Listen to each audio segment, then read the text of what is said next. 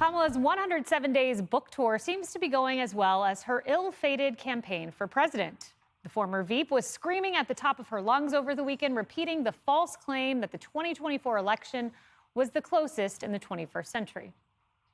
It was the tightest, closest presidential election in the 21st century. Now that, Jessica, is objectively false. And let's put up the facts that prove how false it is. Trump won all 7 swing states, Electoral College, 312 to 226, widest margin since 2012. First Republican to win the popular vote in 20 years. And you can see these demographic shifts. He picked up 19 points with young people, 15 with black voters, 13 with Latinos. So why does Kamala Harris lie? Well, what she's saying is different from all of those stats. And I mean, all of them are obviously completely true. And I have the New York Times chart with all of the red arrows seared into my mind that everything went in one direction. And there was only like 2 blue arrows around Atlanta, I think. But that isn't reflective of his margin of victory. And that's what Kamala is talking about. Listen, I don't think that you should be putting this as like the stake in the ground of your tour. But you had Stephen Miller even over the weekend saying, it was a colossal landslide. And a colossal landslide is like Reagan in 1984. And Trump got 4 million less votes than Biden did in 2020. And if 0.15 percentage points of American voters had gone in the other direction, we would have had President Harris.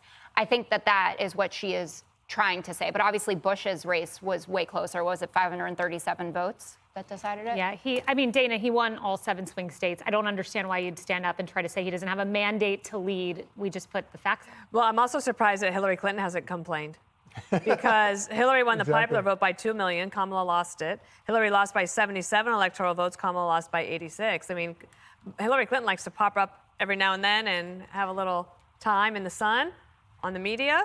She's not been seen. The other thing is that it's interesting because Kamala Harris will latch onto a talking point and then say it over and over and over again like it's a lifeline.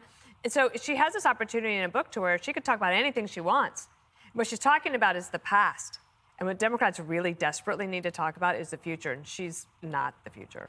Yeah, and Jesse, no one wants to hear a Super Bowl losing team say, we almost won the Super Bowl and shout it from the rooftop. Yeah, you don't hear the Chiefs saying they almost beat the Eagles. They lost 40-22. We were told election deniers were a threat to democracy and they were unfit to serve.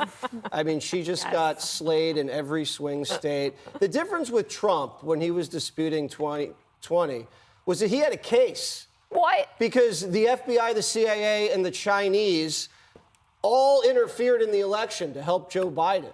They all did. So he was fishy also with all the mail-in ballots coming in. And you know what? Who agrees?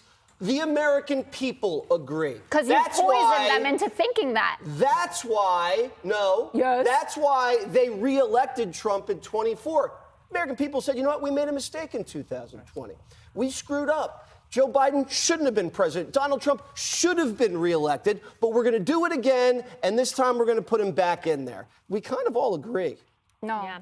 What do you think about Kamala's election denialism, Charlie? Oh, I think it's amazing. I think it's worse than election denialism, Edir. When she says he does not have a mandate, if you're an election denier, you complain about one election. You say one election didn't go some way. If you say the person who was duly elected does not have a mandate, you're throwing out all elections. She's throwing out electoral politics. I think that's so much worse than saying that, this election was rigged or this election was wrong. I think it calls into question the whole idea of representative democracy.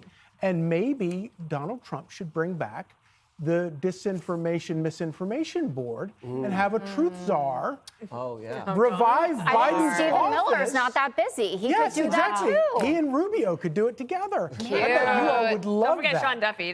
He only has 3 jobs. Truth czar. Yeah, you're not going to be able to sleep tonight, Jessica. Let's get that truth czar going. Click here to subscribe to the Fox News YouTube page to catch our hottest interviews and most compelling analysis. You won't get it anywhere else.